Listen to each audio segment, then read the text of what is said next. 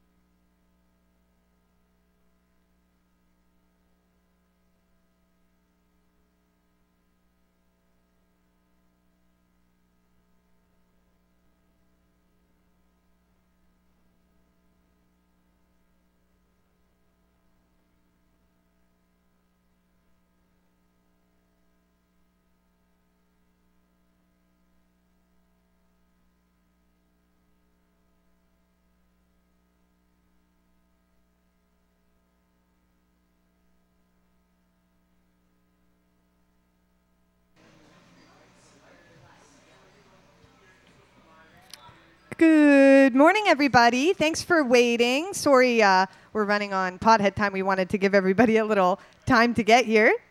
I just had a fabulous conversation with our first speaker, which is another reason why we might be running a little late, so I apologize. I voted for our next speaker, so I'm thrilled to meet him in person. He's just as awesome as I thought he would be. Probably the first MP we've had in Vapor Central, as far as we know, wink, wink. There's some dark corners in here. Nathaniel Erskine Smith is our first speaker, our keynote speaker for today.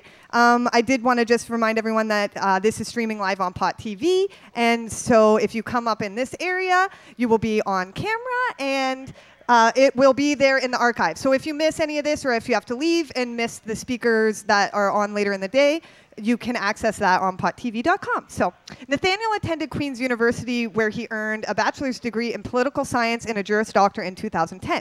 After Queen's, he studied political philosophy and constitutional law at Oxford, where he earned a Master's of Laws. When he returned to Toronto, he began to work as a commercial litigator while also working pro bono with the Canadian Civil Liberties Association. In 2015, Nathaniel was elected as Member of Parliament, and at 31 became the youngest MP elected from the Greater Toronto Area, which is so cool. Since being elected, he has served as the president of the Canadian Group of Interparliamentary Union for a one-year term, and currently serves as the vice chair on the Standing Committee of Access to Information, Privacy, and Ethics. So tell this guy anything. I mean, he's the guy to trust.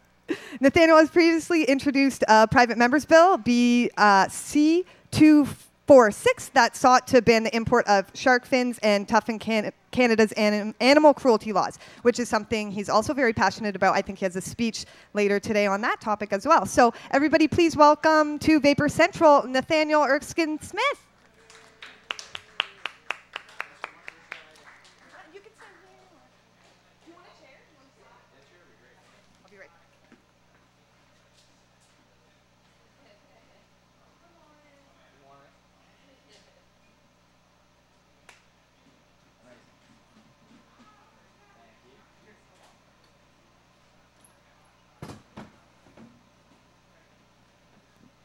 And we're good? We're good with one of these? Maybe yes, maybe yes. Hello? Perfect. Okay, so I have a few remarks, and I'm certainly open to having a bit of a conversation as well about the federal perspective, and I know the province of Ontario just made a major announcement recently, which we can talk about as well. I wanted to start, though, by recognizing the efforts of NORML. We now see legalization debated on the front pages of newspapers, and it's kind of incredible to see that when a lot of NORML's work over the years has been in the wilderness, political wilderness, and so to really see how quickly things have moved over the last few years is pretty incredible, I think, and a lot of that work and the success of that work, I think credit goes to NORML. I remember reading when I was an undergraduate student about the work of John Conroy, and I certainly thought more positively about pursuing work as a lawyer because of the advocacy efforts of his advocacy efforts. So I really just want to talk a little bit about where we are, how we got here, and where we're going, and successes in advocacy, failures in advocacy, and where we ought to focus advocacy efforts going forward, or where there are opportunities to pursue change going forward. And so really this tracks back when we're talking so I'm a Liberal Member of Parliament, so when we're talking about the initiative that the government has put forward, you now hear the government repeatedly say this is about removing